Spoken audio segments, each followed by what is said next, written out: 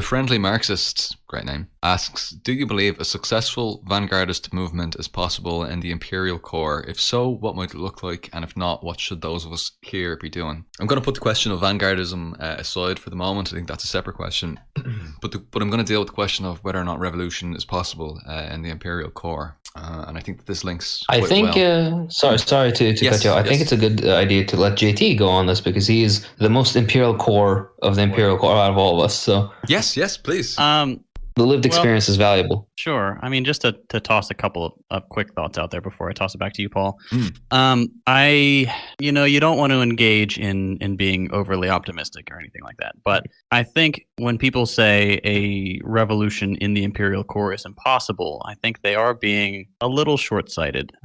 Living in the United States especially, the average person can look around and whether or not they have the jargon to explain it, they can visualize, they can see that the contradictions here are the most acute in the capitalist world, I would say. And because of that, they can hopefully, eventually, with a little bit of help, and maybe this can get to the vanguard bit, can put two and two together and say, okay, you know what, I understand why this is happening now. And that could build revolutionary consciousness. Obviously, that's not set in stone. That's not 100% going to happen. But I think it is a mistake to assume that it is impossible somewhere like the United States. That's just my perspective.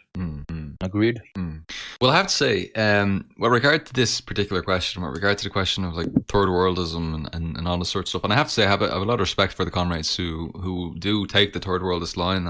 I respect them. I think that they're generally coming from a very good place, generally speaking. But I don't agree with the central thesis that the revolution is not possible in what we can loosely call the first world. And I have to say, I mean, look, you can point to Marx, and you can point to Marx saying that, for example, the English ruling class can only be defeated in Ireland, can only be defeated in the colony outside of it. You can point to that. And that was, of course, something that Marx concluded later on in his lifetime. And yeah, there's something to that. There's definitely something to the argument that where there's a greater level of oppression, there's going to be a greater level of resistance. That's 100% true, and that can really help to bring people to the point of taking up arms to put power, to transfer power from one class to another, from the bourgeoisie to the proletariat, to engage in proletarian revolution. And that can be really a really important factor. But we always need to come down to what is this central question of Marxism? What is the basis for socialist revolution? What is it? And to answer this, we need to go back to the basics. We need to go back to Engels, socialism, utopian and scientific. The basis for socialist revolution is not just a subjective sense that I feel fucked over more so than someone else feels fucked over. No,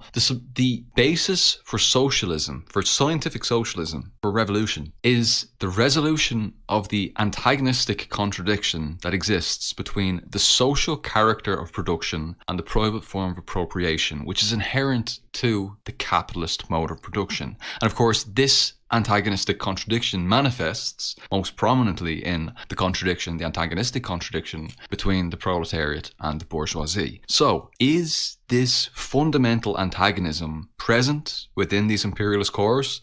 And objectively, yes. Absolutely. You have workers in the factories whose labor is being exploited. The surplus value and the surplus labor is being appropriated. The product of that is being appropriated by capitalists. The antagonism is there. The basis for revolution is there, objectively speaking. And that's Engels. That's Engels' perspective on what is the basis for revolution. So it is there, but also we can't ignore the reality that movements outside of the imperial core are generally quite a bit more advanced than the movements within imperial cores. It's hard. It's very difficult for anyone to argue that, for example, the comrades in India or the Philippines or Peru or Turkey or wherever it might be outside, that these comrades aren't further ahead than people in the imperial core are. It's very difficult when you see people who are actually already at the stage of armed struggle, waging people's wars against these imperialist powers or comprador classes and in a bureaucrat capitalist states and so on. It's very difficult to make that argument as well. So and that's why I would be quite sympathetic to the third worldist position, because just looking at the material reality around us, people outside the imperial core are far more advanced. They're at a far more advanced position than people within the imperial core are. But the basis is there. the basis is there objectively from the scientific socialist perspective. The basis is there in the imperial cores, but it's complicated by factors like labor aristocracies and so on. It's also complicated by the national question. It's complicated by colonialism and so on and so forth. And you know, you can also look, of course, towards Ireland, towards here in Ireland. You know, the armed struggle has never ended in Ireland, for example. Like I can't say too much, obviously, for legal reasons.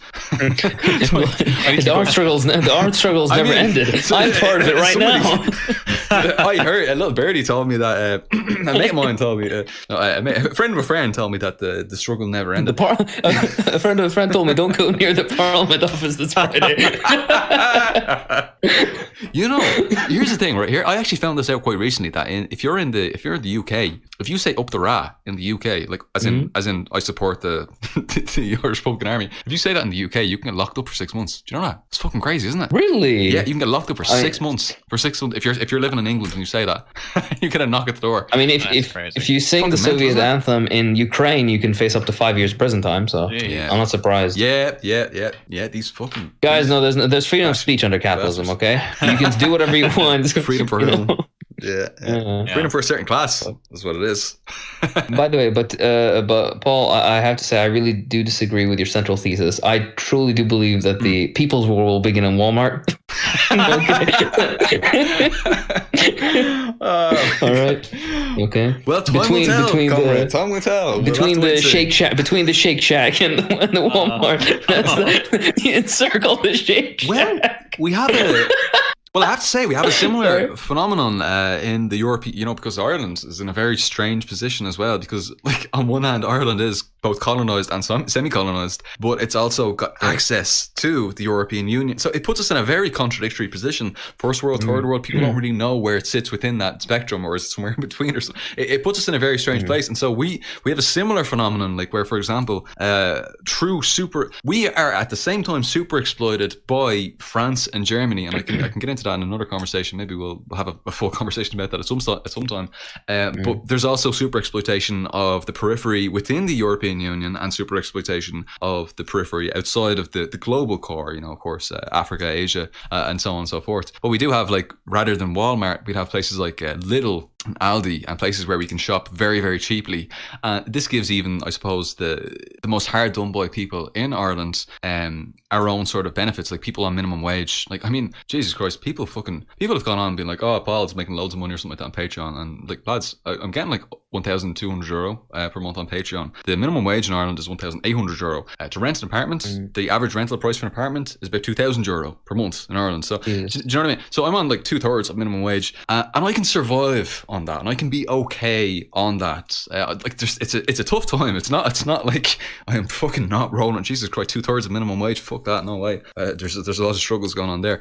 But I can shop in Lidl, and I can get very, very cheap. I can get noodles for 15 cents. Do you know what I mean? Like, it's and I can be okay in that regard. So there is that element there as well, and I suppose that gives me sort of Irish people are we have like one foot in both worlds, I suppose. And I think Hugo can probably relate to this to some degree as well, like one foot in both worlds, this kind of situation. I think Hugo's famously described Irish people as West Slavs at one point. Absolutely. You know, and I think there's a lot of truth to that. Although I will say, generally Slavic people, Irish capitalists exploit Slavic people, unfortunately, quite a bit as well, especially. Anyway, that's another conversation for another day.